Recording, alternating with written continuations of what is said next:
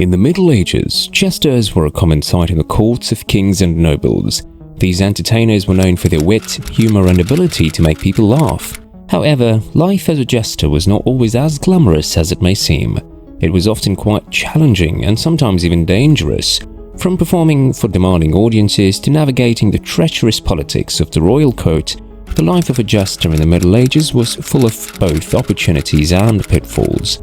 Let's explore what it was like to be a jester in the Middle Ages and actually uncover the truth behind the jester's colorful and often mysterious role in medieval society. It's generally agreed that the comedic players who worked during the height of the Roman Empire were direct antecedents to the jesters who worked throughout the medieval ages. Even if there was no such thing as a professional jester in Roman times, it's quite likely that the comic actor laid the groundwork for jesters in later periods, both in terms of the development of his comedic skills and the clothing he wore. In addition, considering the comedic actor of Rome in this way may serve to shed light on the widespread presence of jesters in the courts of medieval Europe.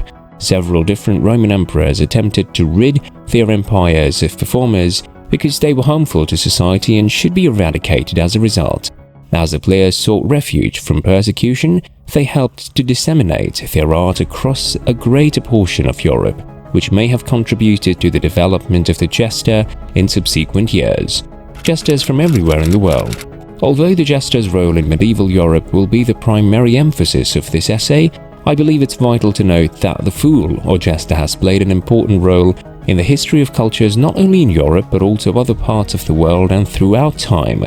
The presence of jesters or fools in China is one of the aspects of the country's history that has been researched and documented the most thoroughly. Chinese jesters were frequently engaged by the Shah and were tasked with the responsibility of brightening the atmosphere at court, similar to the medieval jesters that were employed in Europe. In addition, Africa is home to a sizable number of naive people, and some communities and tribes still maintain the tradition of having a fool in their midst. The proverbial town idiot, if you will. The archetype of the jesters in medieval times. The jester has become a victim of a stereotype in our contemporary day society.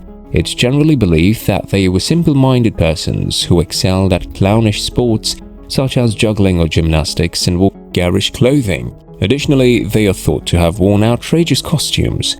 Despite the possibility that some jesters belong to this category, the vast majority of jesters possessed a high level of intelligence and made effective use of their humor to diffuse stressful situations at the royal court. However, the clothes stereotype is the one that is supported the most, as it is true that many jesters did wear garments that caused them to stand out from the crowd. It's believed that the typical attire of the jester included comical clothes and three-pointed caps. However, the three-pointed hat was possibly an homage to older periods when jesters would instead wear donkey ears and a tail. The roles played by a jester during the Middle Ages. Jesters in medieval Europe were noticeably more active in the running of the state than jesters in other periods and locations at the same point in history.